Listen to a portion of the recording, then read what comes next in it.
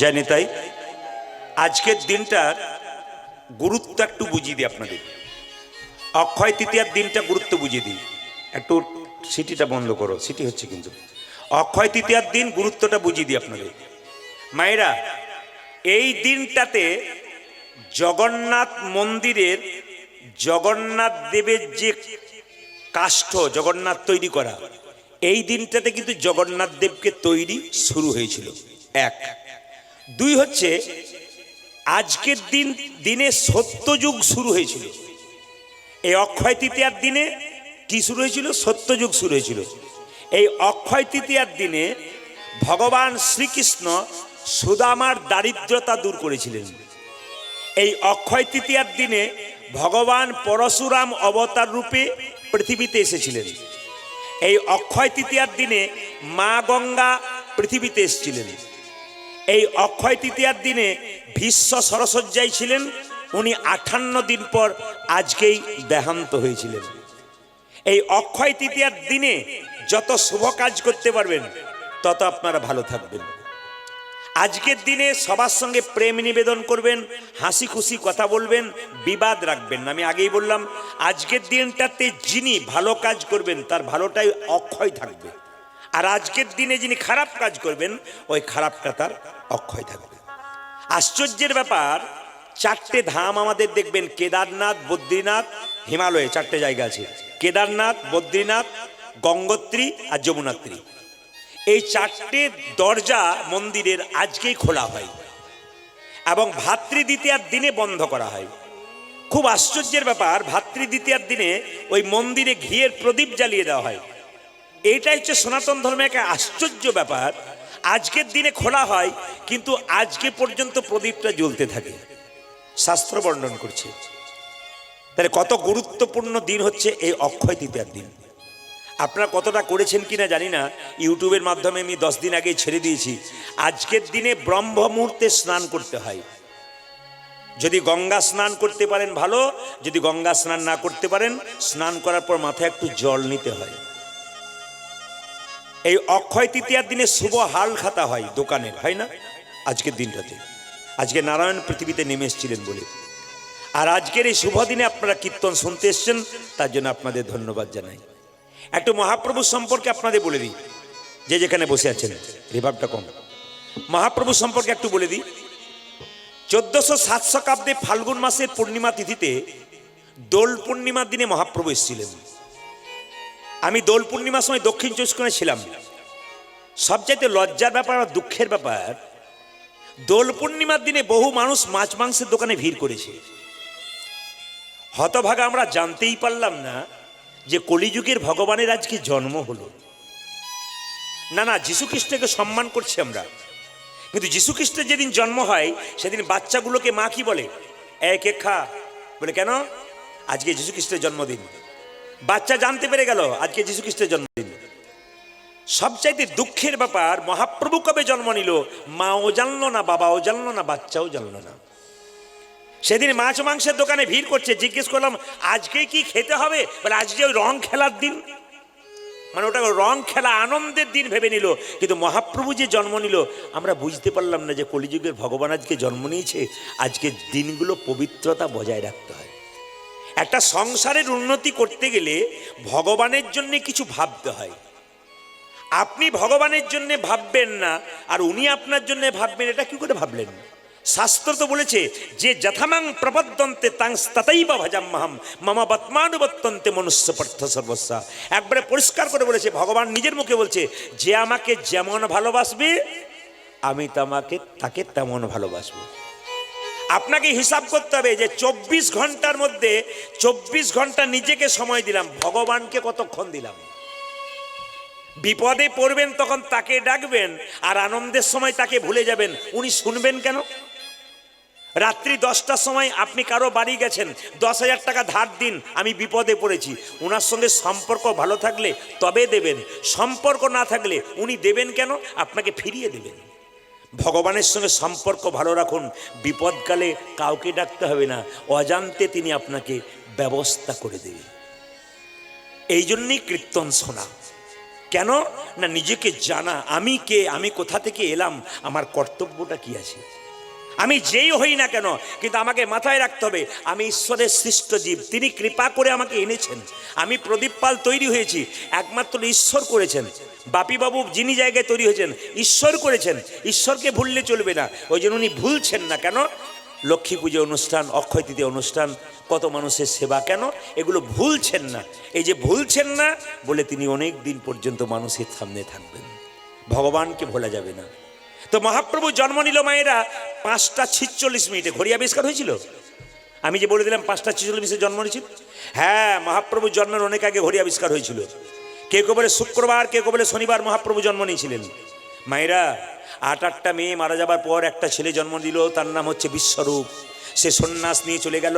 সচিমাতা পেটের মধ্যে বাচ্চাকে ধরেছে 13 মাস ধরে।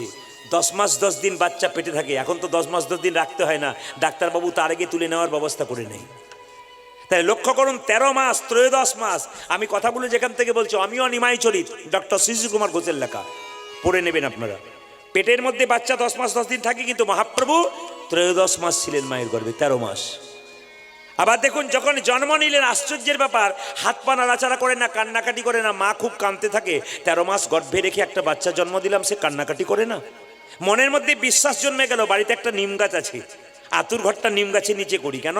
জম যদি আমার ছেলেকে নিতে আসে তেতোর ভয়ে নেবে না, পালিয়ে যাবে। মায়ের এটা বিশ্বাস, শাস্ত্রের কথা নয়।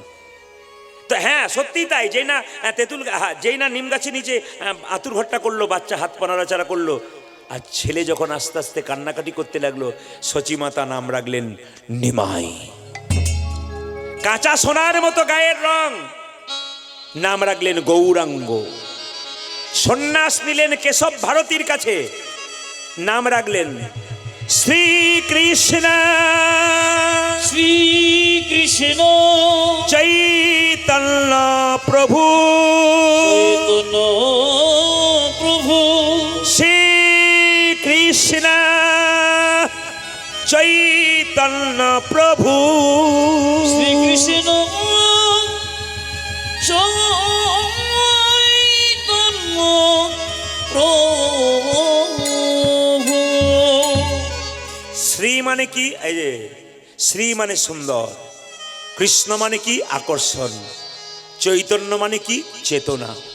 যিনি প্রত্যেকটা জীবের মধ্যে কৃষ্ণ নামের চেতনা জাগান, তিনি হচ্ছেন শ্রীকৃষ্ণ চৈতন্য প্রভু। মহাপ্রভু এলেন, নিতাই চাঁদকে ডাকলেন, দাদা অধম জীবকে উদ্ধার করো। কিভাবে? নয়নে দেখিবে জারি কৃষ্ণ নামে দেবে তার, নয়নে দেখিবে জারি কৃষ্ণ নামে দেবে তার, নয়নে দেখিবে জারি কৃষ্ণ নামে দেবে তার, নয়নে দেখিবে জারে কৃষ্ণ নামে দেবে তারে। এই যে আরেকটা কথা বলি, আমি বেশ কিছুদিন আগে গান করে এলাম ডালখোলা।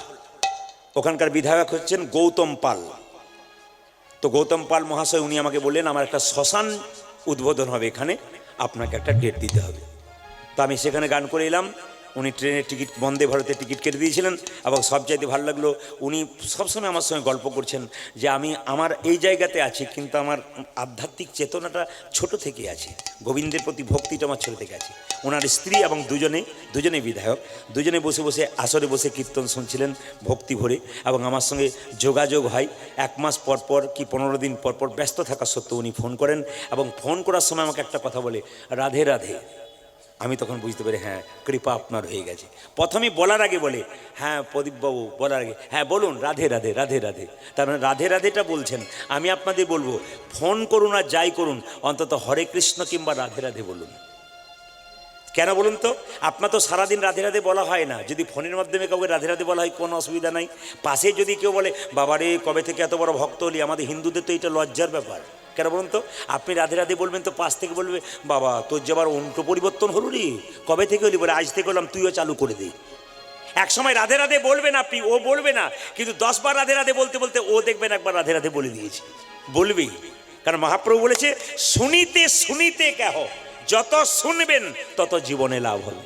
তাই নিতাই চাঁদকে বলছে, দাদা তুমি যাকে দেখবে হরিনাম দেবে, নয়নে দেখিবে যারে কৃষ্ণ নামে দেবে তারে, নয়নে দেখিবে যারে কৃষ্ণ নামে দেবে তারে। হ্যাঁ হ্যাঁ, নয়নে দেখিবে যারে কৃষ্ণ নামে দেবে। মনিটর দাও। দাদা নয়নে দেখিবি জারি কৃষ্ণ নামে দেবে তারি। সাবধান, যেন জাতির বিচার করো না দাদা, যেন জাতির বিচার করো না দাদা। জাতির বিচার করো না দাদা। যেন জাতির বিচারে করো না দাদা। যারে দেখিবে নামে দেবে জাতির বিচার করো না দাদা। তুমি জারি দেখিবে নামে দেবে জাতির বিচার করো না দাদা। যারে দেখিবে নামে দেবে জাতির বিচার করো না দাদা। বিচারে দেখিবে নামি দেবে জাতির বিচারে করো না দাদা। হরি নামে কোনো জাতির বিচার আছে? আপনাদের এখানে নারী পুরুষ আলাদা বসেছেন, কিন্তু আমি যেখানে যাই 15,000 20,000 মানুষ হয়। আমি ছিলাম শিলিগুড়িতে, তো শিলিগুড়িতে একটা আসরে মোটামুটি 15 থেকে 20,000 মানুষ বসে আছে। তো নারী পুরুষের কোনো বিচার নাই, সবাই একসঙ্গে বসে গেছে। এটা কে করেছে? মহাপ্রভু করেছে। কেন? যখন দেখবেন প্রাইমারি স্কুলে হাই স্কুলে বাচ্চা ছেলেরা পড়াশোনা করতে যায়, ছেলেদের আলাদা বেঞ্চ, মেয়েদের আলাদা বেঞ্চ, কিন্তু কলেজে যখন যায় একসঙ্গে সবাই বসে। কেন? নিজেদেরকে চিনতে শিখে গেছে, জানতে শিখে গেছেন। এই জন্য আপনারা কলেজে পড়ে গেছেন। কেন? আপনারা তো মহাপ্রভুকে জানতে শিখে গেছেন। এই জন্য এখানে কোনো জাতির বিচার থাকবে না, সমস্ত জাতি একসঙ্গে বসে হরিনাম শুনবে। কি বলছে? এই যে জাতির বিচার করো না দাদা, জাতির বিচার করো না দাদা। জাতির বিচার করো না দাদা। তুমি জাতির বিচারে করো না দাদা। যারে দেখবে নামে দেবে জাতির বিচার করো না দাদা দাদা। তুমি জানি দেখিবে নামে দেবে জাতির বিচার করো না দাদা। যারে দেখবে নামে দেবে জাতির বিচার করো না দাদা। তুমি যারে দেখিবে নামি দেবে জাতির বিচারে করো না দাদা। আচ্ছা, যাকে চোখে দেখবো সে জাতির বিচার করো না। হ্যাঁ, যদি কেউ হরিনাম না নেয় তখন কি করবে? দাদা প্রথমে ধরিবে হাতে, যদি না চাই নাম। দাদা প্রথমে ধরিবে হাতে যদি না চাই নাম। হ্যাঁ হ্যাঁ, প্রথমে ধরিবে হাতে, যদি না চাই নাম নিতে। দাদা গো।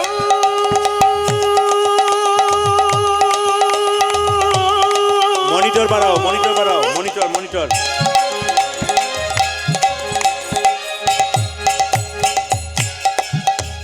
সানি দানি দামা দামা মা পামা গা মা গা রে গা রে সা সা।